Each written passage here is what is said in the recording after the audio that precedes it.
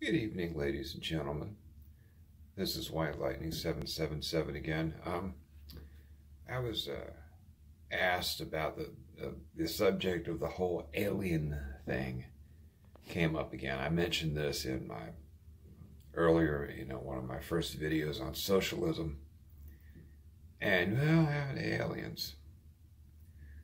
Let's look at some numbers here. Let's say in our galaxy that there are 500 billion stars, systems that are worth conquering, that are, that would be, invadable.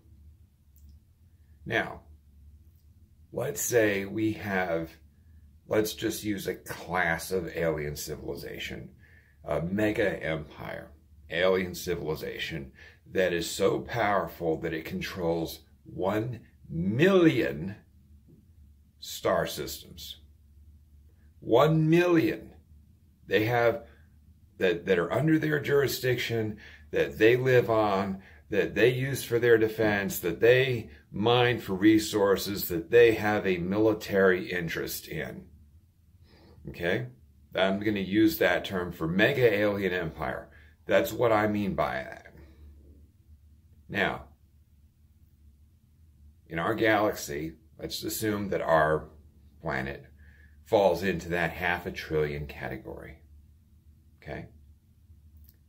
In order for these mega alien empires to have a 1% chance, 1% chance of finding our planet or placing our star system under their jurisdiction and control, there would have to be 5,000 of these civilizations in our galaxy.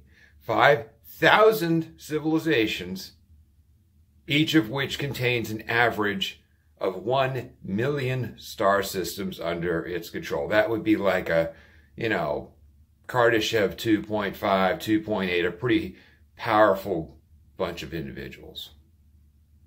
Just to get to 1% of us being, people say, well, our system's a zoo, and they're in charge of us, and they're running us, and they're flying down in flying saucers and fooling around with our women and blah, blah, blah, and collaborating with the government, blah, blah, blah, whatever. In order for there to be a 1% chance, and I'll repeat it again, out of our galaxy, there's probably about 500 billion stars that are, worth taking. There are trillions of them. Most of them are little like red dwarfs and brown dwarfs and stuff. They're pretty small, barely lit up. Okay?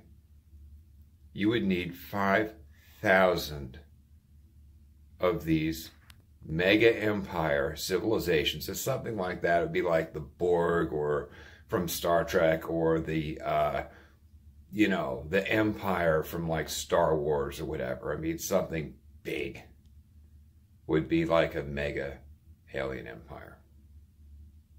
5,000 of them just to get to a 1% chance of finding us.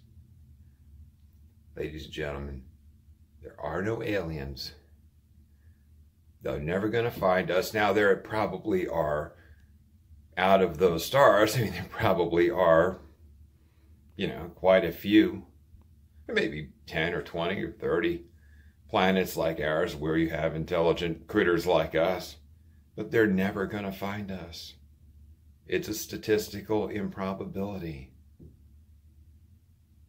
Even if you have one powerful, let me put it another way, you have one powerful mega empire of 1 million stars that controls that.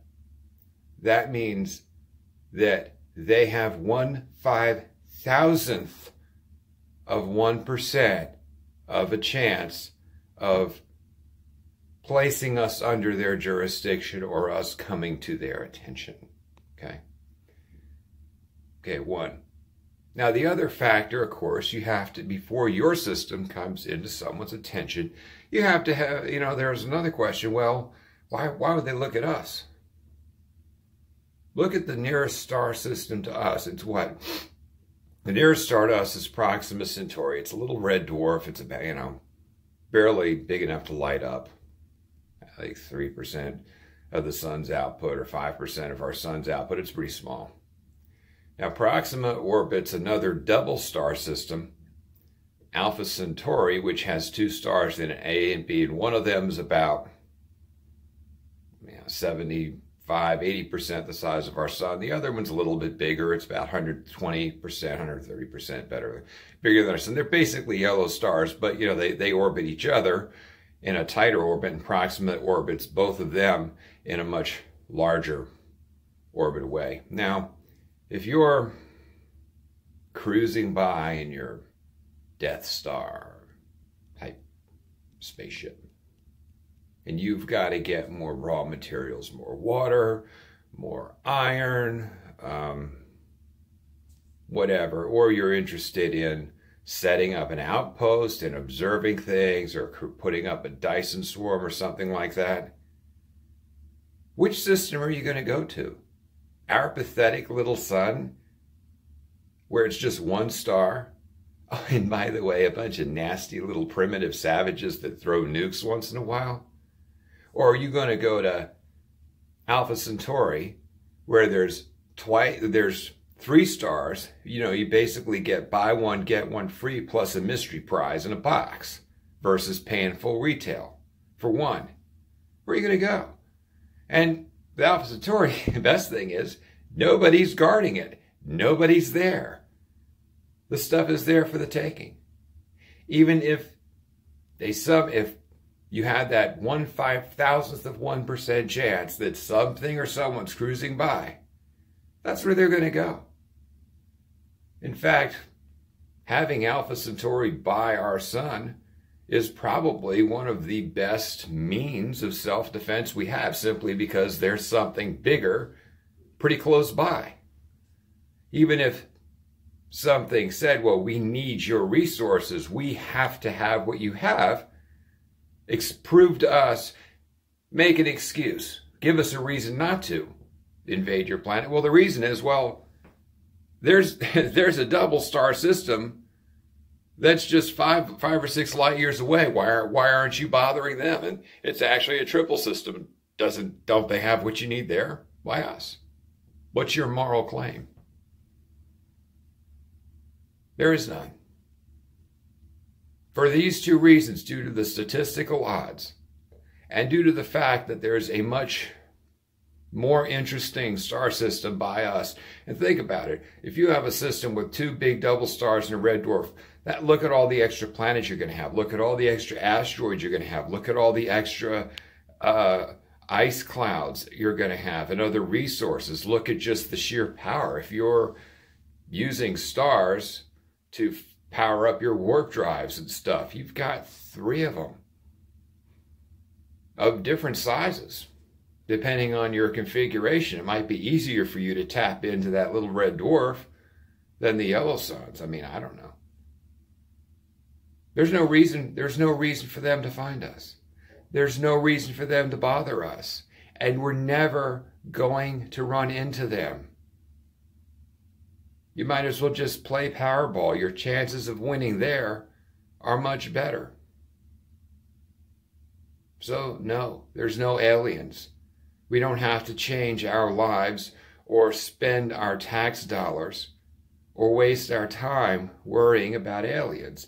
And if there is some unexplained ship or technology that's flying over your house, there's 2 possibilities. 1, either the United States government built it, or 2, somebody else's government in some other country built it.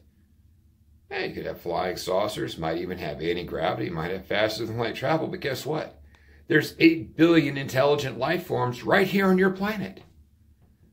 And a few of those life forms may figure out how to build such things. Certainly, the chances are certainly greater than 1/5000th%. Again, all facts matter. People, why didn't you go back in your algebra books? Go back and look at your math books and science books again. Okay? Statistics matter. This is White Lightning 777 signing out.